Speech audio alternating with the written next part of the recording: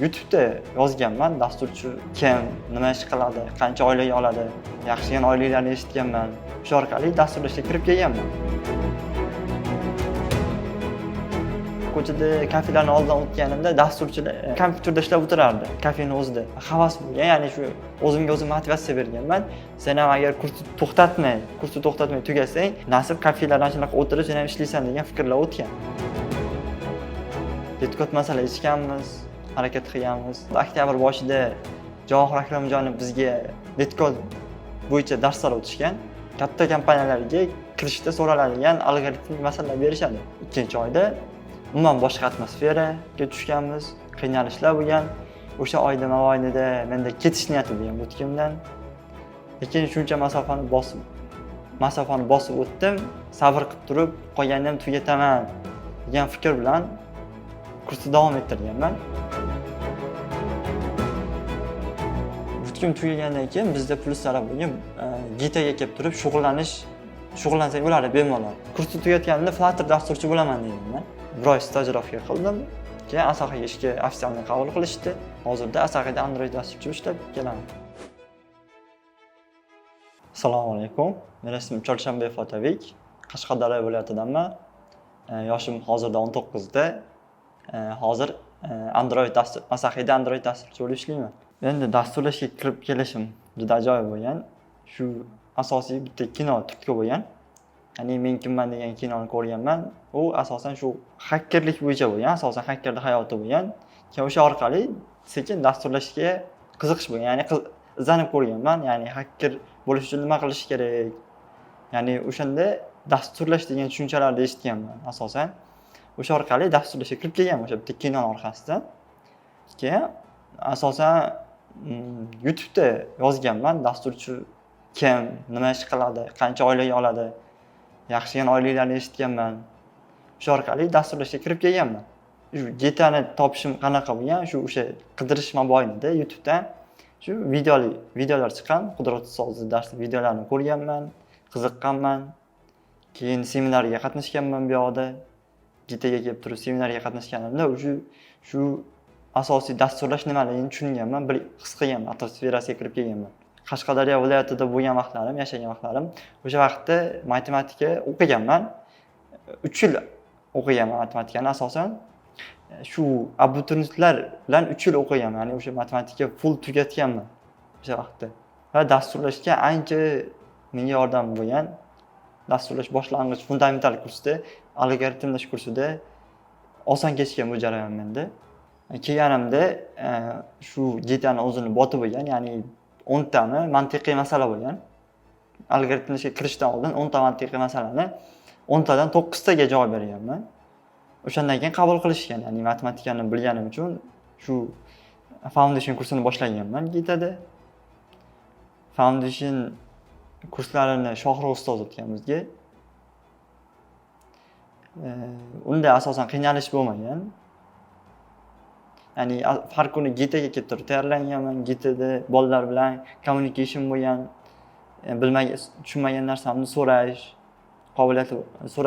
imkoniyatlari bo'lgan. Ya'ni ertalabdan kechgacha gitada dars qilganman. Foundation kursi bizda 3 oy bo'lgan. Sal oldinroq kelganimda kurs o'zi boshlanib bo'lgan, yarim oy o'tib bo'lgan. Ko'proq harakat qilib gruppaga yetib olishim kerak bo'lgan. Shunaqa vaziyat bo'lgani uchun ko'proq harakat qilganman, har kuni gitaga kelganman, bolalardan so'raganman narsa, communication qilib turib, kurs bolalarga guruhga yetib olib, 2,5 oyda shu foundation kursini tugatganman. Foundation kursida imtihon bo'lgan. Kurs tugaganda 5 ta masala berishgan. 5 ta masaladan 4 tasini yechsa, keyin bootcampga o'tish imkoniyati bo'lgan. Shu 4 ta yechganman. 5 tadan 4 ta yechganmanda bootcamp kursiga yozilganman. Foundation kursi asosan qiyin bo'lmaganligining ikkita sababi bor menga. Matematikani yaxshi bilganim va o'qituvchim yaxshiroq tushuntirib, mavzularni tushuntirib yetkazib bera olgan o'qituvchilar. Keyin bu yoqda communication bo'lgan. Tushunmagan narsangizni bolalardan so'rash imkoniyati bo'lgan. Gitaga kelib turib, xohlagan bolangiz kursni bolasidan so'rab, tushunmagan narsalarni so'rash imkoniyati bo'lgan. O'shaning uchun oson bo'lgan. Ikkinchi kursi bizga oktyabrda start berilgan. Ungacha bo'lgan jarayonda letkod masala yechish tavsiya berilgan. Letkod masala yechganmiz, harakat qilganmiz. Oktyabr boshida Javohir Akramjonov bizga Letkod bo'yicha darslar o'tishgan. Katta kompaniyalarga kirishda so'raladigan algoritmik masalalar berishadi. Letkodda masalashganmiz birga. Javohir Akramjon ustozimiz bo'lgan. O'sha butkim ochilguncha qadar bir oy Letkod platformasida masala ishlaganmiz. Butkimda birinchi oy o'tgan. Birinchi oy o'tgandan keyin Java bo'yicha imtihon topshirganmiz. O'sha vaqtda ko'pchilik kursdan haydalganlar ham bo'lgan bolalar. Keyin Android boshlandi ikkinchi oyda. Umuman boshqa atmosferaga tushganmiz. Qiynalishlar bo'lgan. O'sha oyda mobaynida menda ketish niyati bo'lgan butkimdan. Lekin shuncha masofani bosib o'tdim. Sabr qilib turib, qolganini ham tugataman degan fikr bilan kursni davom ettirganman. Shu butkimdan ketish niyatim bo'lgan, ya'ni o'qituvchilarga aytmaganman, ya'ni o'zimdan o'tgan u narsa. Ya'ni qiynalganim sababi bo'lgan.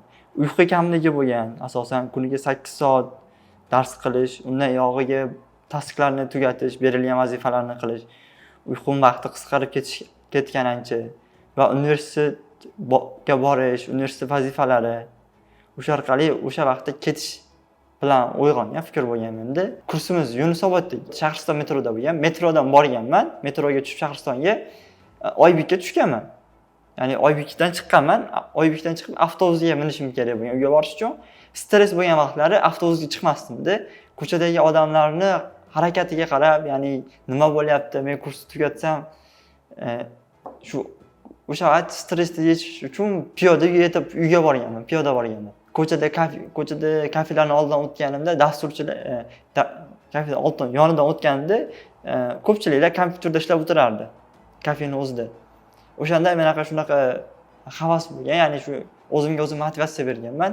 Sen ham agar kursni to'xtatmay, stressdan chiqib, kursni to'xtatmay tugasang, nasib kafelardan shunaqa o'tirib sen ham ishlaysan degan fikrlar o'tgan. Qashqadaryoga umuman bormaganman ham. Uydagilar yoniga faqat kurs bo'lgan. Qarindoshlarimni to'ylari yo bu yoqdan qolib ketganman, o'shalarni ya'ni nimadirdan kechmasa nimadir natija bo'lmaydi degan fikr bo'lganda, o'sha narsalardan voz kechib butun kursni davom ettirganman. Faqat fokusim faqat kursda bo'lgan. Oilaviy, moliyaviy qiyinchiliklar bo'lmagan. Buning uchun dadamga alohida rahmat, kattakon rahmat aytib o'tib ketaman. Shu bizni ta'minlab berishgan. Androidda oxirgi oy imtihonni o'tish uchun jamoaviy shug'ullanganmiz. Boshqa o'qituvchilardan ham yordam olganmiz. Ya'ni biz kelardik ishlatga, bolalar bilan yig'lardik-da. Har bir mavzuni takrorlab chiqardik boshidan. Bir-birimizni intervyu qilardik. O'sha oxirgi oy Android kursini tugatish uchun biz oxirgi intervyuni topshirishimiz, ekzamen topshirishimiz kerak edi. O'sha vaqtda jamoaviy ishlaganmiz. Oxirgi final ekzamen topshirganmiz. Undan o'tganimizdan keyin Flutter kursini boshlaganmiz. Flutter kursi biz uchun ancha oson bo'lgan. Bir oyda Flutter dasturchi darajasiga chiqib olganmiz. Sababi bizda fundamental Androidni bilardik. Flutterga o'tish muammo bo'lmagan. Ikkinchi kun o'zi Flutterda UI chizish tushunchasi bo'lgan. UI chizganmiz. 3-4 kunlari proyekt qilishni boshlaganmiz Flutterda. Bizga oxirgi oy final oyda intervyu jarayoni bo'lgan, ya'ni praktika qismida ustozlarimiz, shogirdlari kelib bizdan intervyu olishgan. Real joyda ishlaydi, ya'ni hozirda ishlab turgan dasturchilar bizdan kelib turib intervyu olishgan. Butun tugagandan keyin bizda pluslari bo'lgan, Gitaga kelib turib shug'ullansak bo'ladi bemalol. Kursni tugatganimda Flutter dasturchi bo'laman deganman. Flutter o'zida ham bir nechta proyekt qilganman. Sentyabr oylarida shu Asahi vakansiya chiqarganini ko'rganman. Asahiga Android bo'yicha topshiriq ko'rganman. Borganman, intervyu qilishgan. O'shandan keyin qabul qilamiz, faqat bir oy stajirovka qilishing kerak degan. Bir oy stajirovka qildim. Keyin Asahiga ishga ofitsialni qabul qilishdi. Hozirda Asahida Android dasturchi ishlab kelaman. Hozirgi kunda O'zbekistonda mobil dasturlash bo'yicha o'qitadigan o'quv markazlari bo'yicha Gita dasturchilar akademiyasini birinchi deb bilaman. Sababi bu yerda O'zbekiston bo'yicha eng kuchli dasturchilar komandasi yig'ilgan o'qituvchilar. Bizga o'qituvchilar Sherzod ustoz, Rustam ustoz, Ma'ruf ustoz dars o'tishgan. 3 ta asosiy o'qituvchi bo'lgan. Sherzod ustoz, Rustam ustoz, Ma'ruf ustoz bo'lgan. Praktika jarayonida Biloldin ustoz bizga yordam bergan. Hozirgi shu darajagacha yetib kelishimga sababchi bo'lgan o'qituvchilarimga rahmat aytib qolaman. Alohida Sherzod ustozga, Rustam ustozga, Ma'ruf ustozga praktika o'qituvchimiz Biloliddin ustozga rahmat aytib qolaman. Android bootcamp kursida o'qishimga asosiy sabablardan biri Sherzod ustoz bo'lgan. Sherzod ustozni shogirdlari hozirda O'zbekistonda katta kompaniyalarda ishlab kelishmoqda. Agar mobil dasturlash bo'yicha eng kuchli o'qituvchilardan o'rganaman desangiz, Geta dasturchilar akademiyasini tavsiya qilib qolaman.